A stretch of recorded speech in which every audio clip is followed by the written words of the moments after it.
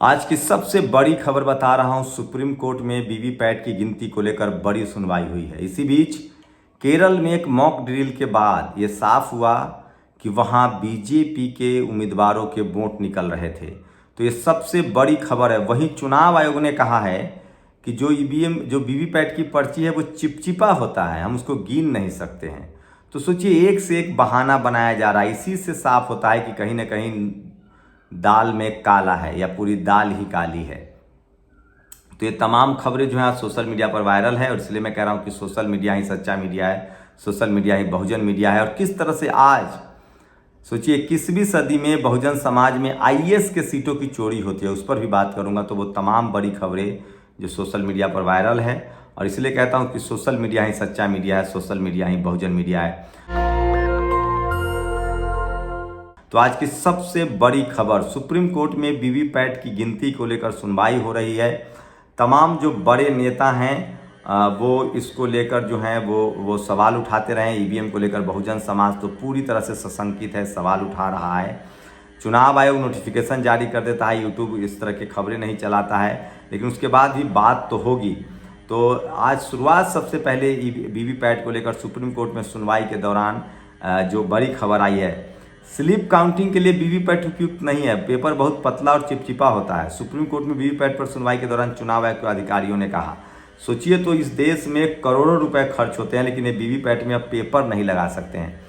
तो ये एक तरह की बेईमानी है, भ्रष्टाचार है, और इसी से भ्रष्टाचार साबित होता है। और चुनावी प्रक्रिया को लेकर किसी तरह की आशंका नहीं रहनी चाहिए। सुप्रीम कोर्ट में वीवीपैट पर सुनवाई के दौरान कोर्ट ने कहा है, तो हो सकता है कि कोर्ट कोई बड़ा फैसला दे, कोई बड़ा ऑब्जर्वेशन दे। ये सबसे बड़ी खबर बता रहा हूं। और दिल्ली सुप्रीम कोर्ट ने चुनाव आयोग से जांच के लिए कहा है। केरल के मॉक पोल के दौरान ईवीएम में अतिरिक्त वोट आए हैं, बीजेपी को ईवीएम में अतिरिक्त वोट मिलने की जांच हो। तो सवाल है कि अगर मॉक पोल में गलती हुई तो वो वोट बीजेपी के खाते में ही कैसे गया, ये सबसे बड़ा सवाल है जिसको लेकर लोग सवाल पूछ रहे हैं। और ये सबसे बड़ी खबर है जो पूरे देश के लिए चिंता का सबब है। लोग डरे हुए हैं, सहमे हुए हैं। केरल में मॉक पोल के दौरान ईवीएम से भाजपा को मिले एक्स्ट्रा वोट। ये जो खबर है ये बिल्कुल डराने वाली है, और तमाम देश के लोग इस खबर पर नज़र बनाए हुए हैं। तो सबसे बड़ी खबर बता रहा हूं कि किस तरह से मॉक पोल के दौरान जिस तरह से खबर आई है वो चौंकाने वाला है, डराने वाला है। तो ये तमाम बड़ी खबरें हैं, सोचिए। और इसी बीच बीजेपी जहां दावा कर रही है कि 400 पार, वहीं पार्टी के कार्यकर्ता इस भ्रम में न रहे कि प्रधानमंत्री मोदी की हवा, इसलिए चुनाव में हल्के में नहीं लेना। नवनीत राणा जो पिछली बार निर्दलीय जीत के आई थी, अब बीजेपी के टिकट पर है, वो खुद कह रहे हैं कि प्रधानमंत्री मोदी की हवा नहीं चल रही। तो ये बड़ा अच्छी खबर है, लेकिन इसको टीवी वाले कह रहे हैं विवादित बयान। तो सोचिए, वीवीपैट को लेकर सबसे बड़ी खबर आ रही है। साफ हो गया है कि वीवीपैट जो है वो बिल्कुल भरोसेमंद नहीं है। चुनाव आयोग कह रहा है कि हम ऐसे वीवीपैट बनाते हैं जिससे गिना नहीं जा सकता है। तो ये तमाम बड़ी खबरें हैं जो आज सोशल मीडिया पर वायरल है, और इसलिए मैं कहता हूं कि सोशल मीडिया ही सच्चा मीडिया है, सोशल मीडिया ही बहुजन मीडिया है। और ये वीडियो सुनिए। मोदी और योगी को अगर अपना नहीं समझते तो वो अपने बाप को भी अपना नहीं समझेंगे। पागल हो गया ये आदमी। अपना अस्पताल का धंधा शांति से चलाता तो ज्यादा बेहतर होता, या फिर उसे ही बचाने के लिए ऐसी घटिया बातें कर रहा है। जनता के माँ बाप तक पहुंचने का क्या मतलब है? तुमने अपने बाप माना होगा उन्हें। सोचिए, कह रहा है कि योगी और मोदी जनता के बाप हैं, और उनके साथ वोट उनको न देना गद्दारी है। ये ब्राह्मण समाज से आते हैं। महेश शर्मा कैलाश हॉस्पिटल के मालिक हैं। तो सोचिए लोग किस हद तक गिर सकते हैं। सरकारी नौकरियों में भेदभाव धर्म नहीं जाति के आधार पर होता है। इस बार यूपीएससी ने SC ST OBC के 80 सफल कैंडिडेट को गोपनीय लिस्ट बनाकर बाहर कर दिया है। 2004 में नरसिम्हा राव के समय बना गोपनीय लिस्ट का नियम बर्बादी लाता है। सोचिए, 100 से 80 सीटें IAS की सीटों की चोरी होती है। इस बार भी गोपनीय लिस्ट के रिजल्ट बाद में कभी जारी होंगे, और ये सारी सीटें अनरिजर्व कर दी जाएंगी, पता भी नहीं चल पाएगा। UPSC scam. तो सोचिए, IAS की चोरी भी बेईमानी होती है, क्योंकि आपके लोग संसद में बोलने वाले नहीं, इसलिए बोलने वाले नेताओं को चुनिए। और मेरठ में भाजपा सरकार के मंत्री के करीबी राजीव उर्फ रजू जयंत सिंह को अपना नेता मानकर माला पहनाने मंच पर जा पहुंचे। RLD कार्यकर्ताओं ने उन्हें रोका, राजीव ने विरोध किया, बात आगे बढ़ी। जयंत के जाने के बाद RLD वालों ने भाजपाई राजीव को लात घूसों से पीट दिया। तो यही खबर अगर किसी दूसरी पार्टी की होती तो अब तक छप्पर फाड़ के खबर चल रहा होता। और मैं वैशाली से 30 को नामांकन करने जा रहा हूं। BSP ने मुझे अपना उम्मीदवार बनाने का ऐलान किया है, भरोसा दिया है। तो ये बड़ी खबर है। और बीजेपी वाले निरंतर संविधान बदलने की बात कह रहे हैं। उनकी आंखें दलित, पिछड़े, आदिवासी उनकी आंख निकाल लेंगे, लालू यादव जी का कहना है। लेकिन लालू यादव जी, आपका मुन्ना शुक्ला कहाँ जाएगा? वैशाली में इस बार इसीलिए मनुवाद को हराना है, जातिवाद को हराना है। और सोचिए, तो सोशल मीडिया पर ये तमाम बड़ी खबरें हैं जो आज वायरल है कि किस तरह से संविधान बदलने की बात कह रहे थे तो बीजेपी की हवा टाइट है। कुछ और बड़ी खबरें हैं जो मैं चाहता हूँ, 80 सीटों की बेईमानी। और ये देखिए, दलित आदिवासियों का कितना जनसैलाब। आम आदमी पार्टी के ये चेतर भाई हैं, प्रत्याशी चेतर, किस तरह का जनसैलाब उमड़ा है। प्रियंका गांधी की रैली में भी जनसैलाब उमड़ा है, आकाश आनंद मायावती जी की रैली में भी जनसैलाब उमड़ रहा है। इसका मतलब है कि पूरे विपक्षी दल जो हैं वो इस बार मोदी के खिलाफ गोलबंद हो रहे हैं और मोदी की बिल्कुल लोकप्रियता नहीं है, घट गई है। और धनंजय सिंह की पत्नी श्रीकला जय को मायावती जी के टिकट देने से पूरा जौनपुर में खेल बदल गया है। ये भी सोशल मीडिया पर सबसे बड़ी खबर है। तो बीएसपी ने जो इंदु चौधरी को, तो यूपी में 80 सीटों में 10 सीटें बीजेपी के खाते में चले जाए तो बहुत है।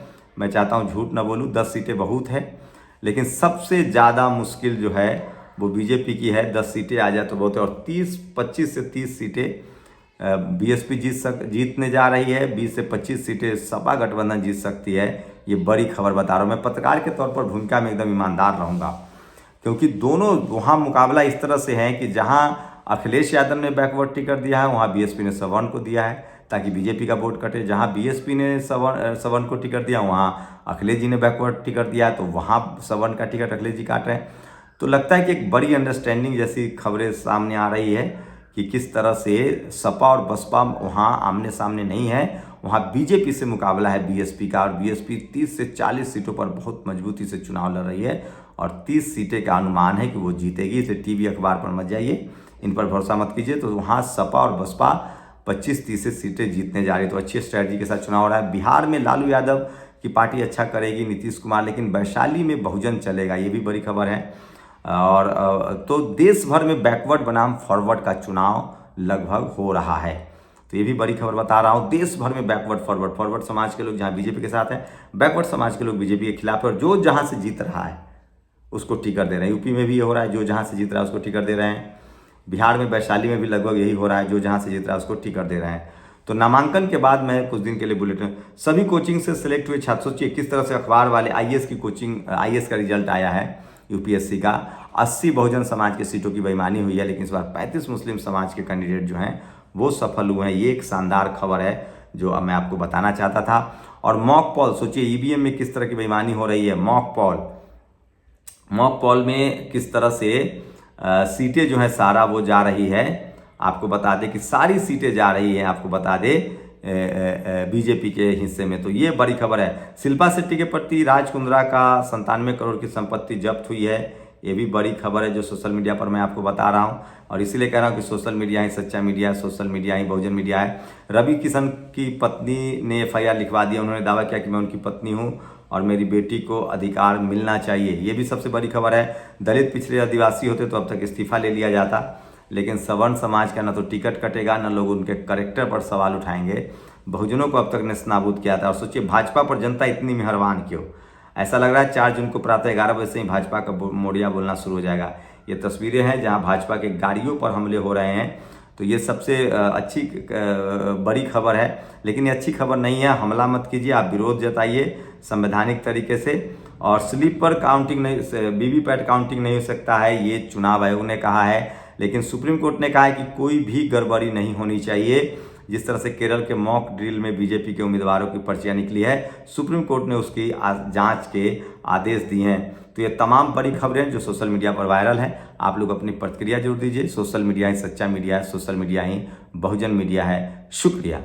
नेशनल दस्तक की आपसे गुजारिश है कि अगर इसको बचाना चाहते हैं तो नेशनल दस्तक को सब्सक्राइब करने के लिए रेड कलर के सब्सक्राइब बटन को दबाएं, फिर बेल आइकन की घंटी दबाएं। नेशनल दस्तक को बचाने के लिए बहुत जरूरी है कि हर खबर को शेयर करें, लाइक करें, कमेंट जरूर करें।